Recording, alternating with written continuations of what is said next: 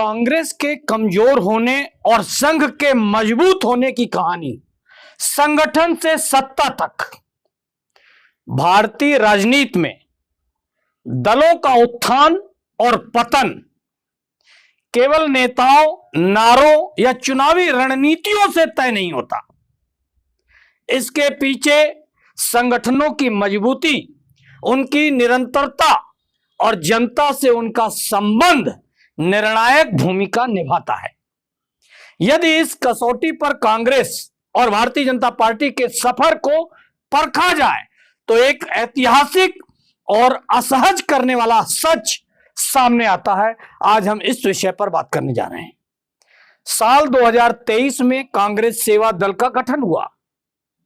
इसके संस्थापक थे डॉक्टर NS हार्डिकर और जन्मभूमि थी नागपुर। 2 साल बाद 1925 में उसी नागपुर में डॉक्टर केशव बलिराम हेडगेवार ने राष्ट्रीय स्वयंसेवक संघ की स्थापना की।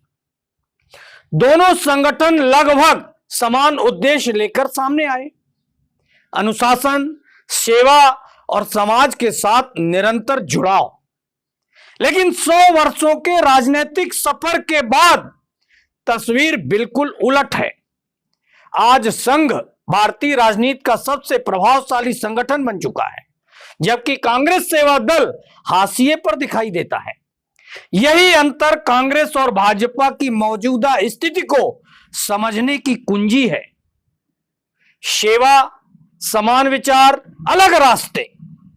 कांग्रेस सेवा दल का उद्देश्य आजादी के आंदोलन में कार्यकर्ताओं को अनुशासनबद्ध करना और जनता की सेवा के जरिए संगठन को मजबूत करना था।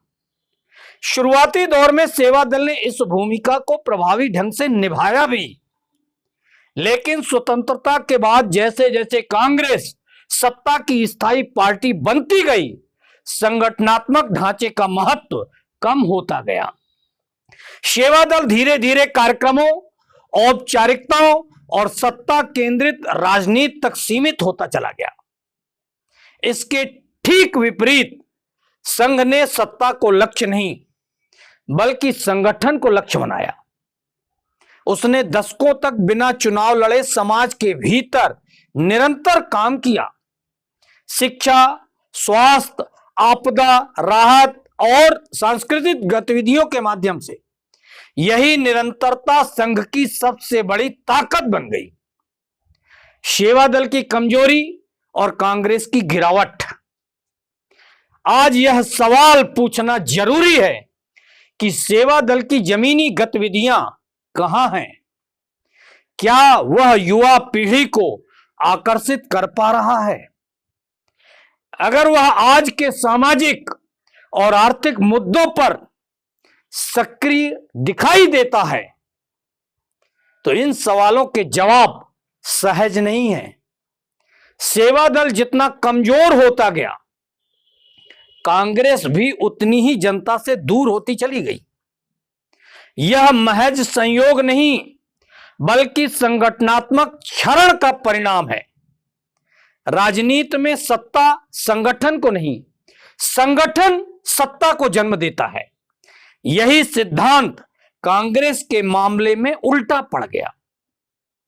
संघ का विस्तार और भाजपा की मजबूती।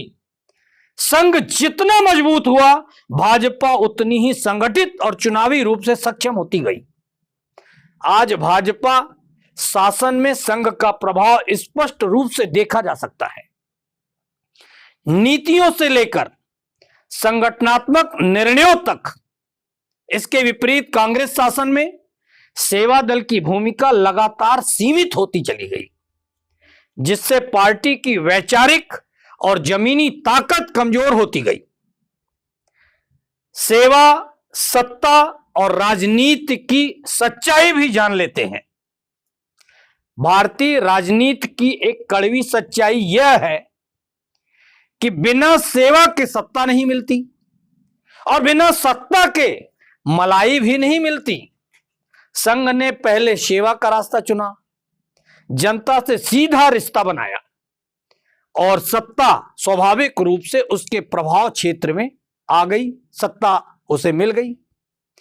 कांग्रेस में समय के साथ सेवा की जगह सत्ता की राजनीति अधिक हावी होती चली गई। हर व्यक्ति, कांग्रेसी जो भी था, वह सत्ता का सुख माना, प्राथमिकता में शामिल कर लिया। क्या 1923 का सेवा दल आज काम आ सकता है? यह मान लेना भ्रम होगा कि 1923 के मॉडल को ज्यों का त्यों आज लागू किया जा सकता है। समय, समाज और राजनीति पूरी तरह बदल चुके हैं। आज कांग्रेस को जिस सेवा दल की जरूरत है वह तकनीक से जुड़ा, युवा केंद्रित और शिक्षा, रोजगार व स्वास्थ्य जैसे मुद्दों पर वास्तविक हस्तक्षेप करने वाला होना चाहिए। यह कार्य आसान नहीं है, लेकिन इसके बिना कांग्रेस के लिए सत्ता की मंजिल तक पहुंचना भी कठिन होता जाएगा। यह विषय किसी दल विशेष की आलोचना या प्रशंसा का नहीं, बल्कि संगठन और सत्ता के संबंध को समझने का है। इतिहास बहुत साफ संकेत देता है। सेवा दल कमजोर हुआ तो कांग्रेस कमजोर हुई, संघ मजबूत हुआ तो भाजपा मजबूत हुई। यह तो स्पष्ट दिख रहा है।